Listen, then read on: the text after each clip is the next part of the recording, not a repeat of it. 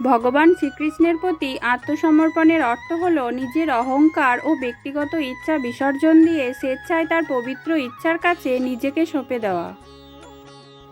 এটি কোনো দুর্বলতা নয়, বরং পরম নির্ভরতা, যার মাধ্যমে ভক্ত সকল জাগতিক ভয় ও উদ্বেগ থেকে মুক্তি লাভ করেন। শ্রীকৃষ্ণের কাছে সম্পূর্ণ আত্মসমর্পণের মূল ভিত্তিগুলি হল: শ্রীকৃষ্ণের ইচ্ছার সাথে নিজের ইচ্ছাকে এক করা। ভক্তের প্রাথমিক কাজ হল নিজের স্বার্থচিন্তা ত্যাগ করে ভগবান যা চান তাতেই সন্তুষ্ট থাকা। ভগবানের প্রতি দৃঢ় বিশ্বাস। এই বিশ্বাস রাখা যে কৃষ্ণ সর্বদা আমাদের রক্ষা করছেন। যে কোনো পরিস্থিতিতে তার মঙ্গলময় ইচ্ছার প্রতি আস্থা রাখা আত্মসমর্পণের অন্যতম অঙ্গ। শ্রীমদ্ভাগবত গীতার নির্দেশাবলী পালন। শ্রীকৃষ্ণ গীতায় বলেছেন সর্বদা তার কথা চিন্তা করতে, তার ভক্ত হতে, তাকে প্রণাম করতে ও তার উপাসনা করতে। এই নির্দেশগুলো নিঃশর্তভাবে পালন করাই হল আত্মসমর্পণ। আত্মসমর্পণের প্রধান মন্ত্র শ্রীকৃষ্ণ শরণং মম, অর্থাৎ আমি ভগবান শ্রীকৃষ্ণের শরণ গ্রহণ করলাম। এই শরণাগতির ফলে ভক্ত পরম শান্তি, নিরাপত্তা এবং শ্রীকৃষ্ণের অন্তরঙ্গ বন্ধুত্ব লাভ করেন। নিজের ব্যক্তিগত চাওয়া পাওয়ার চেয়ে ভগবানের ইচ্ছাকে মেনে নেওয়া এবং প্রতিটি পরিস্থিতিকে তার আশীর্বাদ হিসেবে গ্রহণ করা। এই বিশ্বাস রাখা যে শ্রীকৃষ্ণ সর্বদা আমাদের রক্ষা করছেন এবং তিনিই আমাদের জীবনের শ্রেষ্ঠ মঙ্গলটি জানেন। আমি সব কিছুর নিয়ন্ত্রক, এই মিথ্যা অহংকার বিসর্জন দিয়ে নিজেকে ভগবানের সেবক হিসেবে উপলব্ধি করা।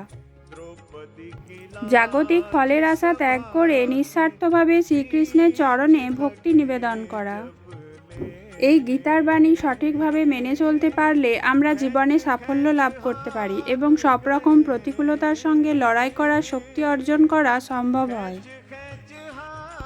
গীতায় শ্রীকৃষ্ণ বলেছেন যে জীবন কখনো এক থাকে না। জীবনে যেমন ভালো সময় আসে তেমনই খারাপ সময়ও আসে। কিভাবে কঠিন সময় সামলাতে হয় সেই পরামর্শ গীতায় দিয়েছেন শ্রীকৃষ্ণ। জেনে নিন কি বলেছেন তিনি।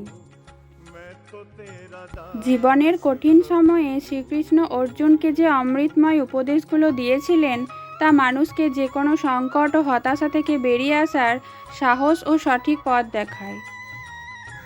কর্মের অধিকার, ফলের প্রতি অনাসক্তি। আপনার কেবল নিজের দায়িত্ব ও কর্তব্য পালনের অধিকার আছে, কিন্তু তার ফলাফলের ওপর কোনো নিয়ন্ত্রণ নেই। ফলের চিন্তা ত্যাগ করে মন দিয়ে বর্তমানের কাজটুকু সঠিকভাবে করতে পারলে মানসিক চাপ ও হতাশা দূর হয়। পরিবর্তনই প্রকৃতির নিয়ম। কঠিন পরিস্থিতিতে শ্রীকৃষ্ণের এই বাণীটি মনে রাখা অত্যন্ত জরুরি। যা ঘটেছে তা ভালোর জন্যই ঘটেছে, যা ঘটছে তাও ভালোর জন্যই ঘটছে, যা ঘটবে তাও ভালোর জন্যই ঘটবে। জীবনে কোনো কিছুই স্থায়ী নয়। আজ যে দুঃখ বা কষ্ট আপনি অনুভব করছেন তা কাল থাকবে না। এই সত্যটি মেনে নিলে দুঃখের প্রভাব কমে যায়। মনকে নিজের বশে রাখা। শ্রীকৃষ্ণ বলেছেন যে তার মনকে জয় করতে পেরেছে মন তার সবচেয়ে বড় বন্ধু, কিন্তু যে তা পারেনি তার মন তার সবচেয়ে বড় শত্রু হয়ে ওঠে। কঠিন সময়ে হতাশ না হয়ে নিজের আবেগ ও চিন্তাধারাকে নিয়ন্ত্রণ করা অত্যন্ত প্রয়োজন। আত্মার অবিনশ্বরতা। গীতার 2য় অধ্যায়ে বলা হয়েছে আগুন আত্মাকে পোড়াতে পারে না, জলে ভেজাতে পারে না এবং বাতাসেও শুকাতে পারে না, অর্থাৎ আত্মা অমর ও অবিনশ্বর। এই দর্শনটি জীবনের যে কোনো বড় ক্ষতি বা মৃত্যুর শোক কাটিয়ে উঠতে সাহস যোগায়। ঈশ্বরের প্রতি সম্পূর্ণ সমর্পণ। শ্রীকৃষ্ণ অর্জুনকে আশ্বাস দিয়েছিলেন সর্বধর্মাণ পরিত্যাজ্য মামেকং শরণং ব্রজ, অর্থাৎ সমস্ত সংশয় ত্যাগ করে কেবল ঈশ্বরের শরণাপন্ন হতে। জীবনের চরম দুঃসময়ে যখন কোনো উপায় খুঁজে পাওয়া যায় না, তখন পরম শক্তির ওপর বিশ্বাস রেখে ধৈর্য ধারণ করলে শান্তি মেলে। নেতিবাচক চিন্তাভাবনাকে গীতায় সবচেয়ে বড় বাধা হিসাবে ধরা হয়েছে। লক্ষ্য অর্জনের পথে যদি মন ইতিবাচক রাখা যায় তাহলে সমস্যাও ধীরে ধীরে সমাধানের পথ দেখায়। শ্রীকৃষ্ণ আমাদের শেখান পরিস্থিতি যেমনই হোক, দৃষ্টিভঙ্গি সঠিক থাকলে পথ খুঁজে পাওয়া যায়। সবশেষে গীতা আমাদের শেখায় জ্ঞানই অজ্ঞতা ও ভয় দূর করার সবচেয়ে শক্তিশালী অস্ত্র। সঠিক জ্ঞান মানুষকে আত্মবিশ্বাসী করে তোলে এবং জীবনের প্রতিটি সিদ্ধান্তে স্থিরতা আনে। এই কারণেই ভগবদ্গীতা শুধু ধর্মীয় গ্রন্থ নয়, বরং একটি পূর্ণাঙ্গ জীবন দর্শন বলা চলে।